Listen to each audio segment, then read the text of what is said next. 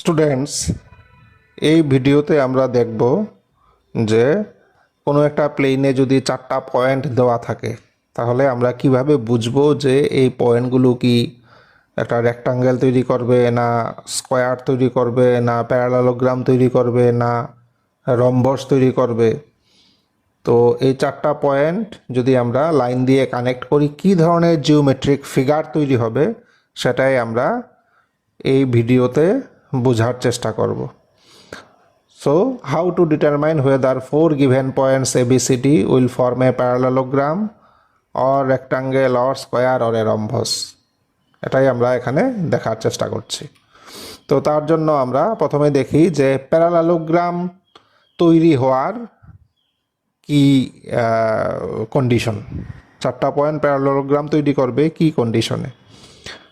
তো যদি দেখা যায় যে এ বি আর ডিসি এই দুটোর লেংথ যদি সমান হয়, এ বি এন ডিসির লেংথ সমান, আবার এদিকে অপোজিট সাইডগুলো দেখো এডি আর বিসি এই দুটোরও যদি লেংথ সমান হয়, এক কথাত অপোজিট সাইডগুলো যদি সমান হয়, অ্যান্ড রিগার্ডিং দি ডায়াগোনালস এগুলো যদি সমান না হয়, তাহলে অপোজিট সাইডগুলো সমান আর ডায়াগোনাল যদি সমান না হয়, দেন ইট উইল বি এ প্যারালালোগ্রাম। এই হলো প্যারালালোগ্রাম তৈরি হওয়ার শর্ত। অপোজিট সাইডগুলো সমান বাট ডায়াগোনাল সমান না, তাহলে প্যারালালোগ্রাম তৈরি হবে। আমরা নেক্সট দেখি রেক্টাঙ্গেল তৈরি হওয়ার কি শর্ত। রেক্টাঙ্গেল, তো তার জন্য আমাদের হতে হবে কি, এই অপোজিট সাইড দুটো এগেইন সমান, এদিকেরও অপোজিট সাইড দুটো আবার সমান হতে হবে। তাহলে 2 জোড়া অপোজিট সাইড সমান হলো। আর ডায়াগোনালগুলোও যদি আবার সমান হয়, ডায়াগোনালগুলোও যদি সমান হয় তাহলে তৈরি হবে রেক্টাঙ্গেল।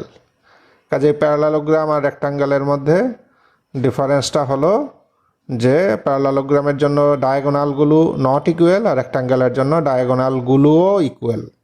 আর অপোজিট সাইড তো ইকুয়াল হতেই হবে ফর বোথ কেসেস। আচ্ছা, নেক্সট দেখি আমরা স্কোয়ারের কি কন্ডিশন।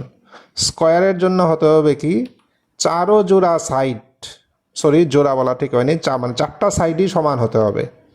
4টা সাইডই আমাদের সমান হতে হবে, আবার ডায়াগোনালগুলোও আমাদের সমান হতে হবে, তাহলে তৈরি হবে স্কোয়ার।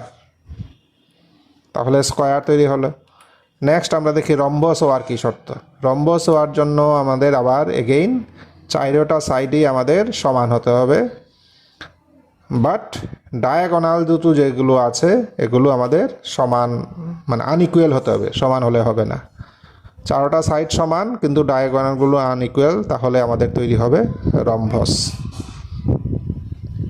তো এইভাবে আমরা 4টা পয়েন্ট কি ধরনের জিওমেট্রিক ফিগার তৈরি করে, 4টা পয়েন্ট কি ধরনের জিওমেট্রিক ফিগার তৈরি করে আমরা এইভাবে বুঝতে পারবো। তার জন্য আমাদের ডায়াগোনালের লেংথ বা সাইডগুলোর লেংথ জানতে হবে। এবং এই ধরনের প্রবলেম আমাদের কোঅর্ডিনেট জিওমেট্রিতে কাজে লাগে, ভেক্টর অ্যালজেব্রাতে আমাদের এই ধরনের প্রবলেম আসে, বা কমপ্লেক্স নাম্বারেও আমাদের এই ধরনের কিছু প্রবলেম আছে। কাজেই এই মেথডগুলো যদি আমরা মাথায় রাখি তাহলে আমরা কি ধরনের জিওমেট্রিক অবজেক্ট তৈরি হচ্ছে সেটা আমরা বলে দিতে পারবো সাইডগুলোর লেংথ ক্যালকুলেশন করে।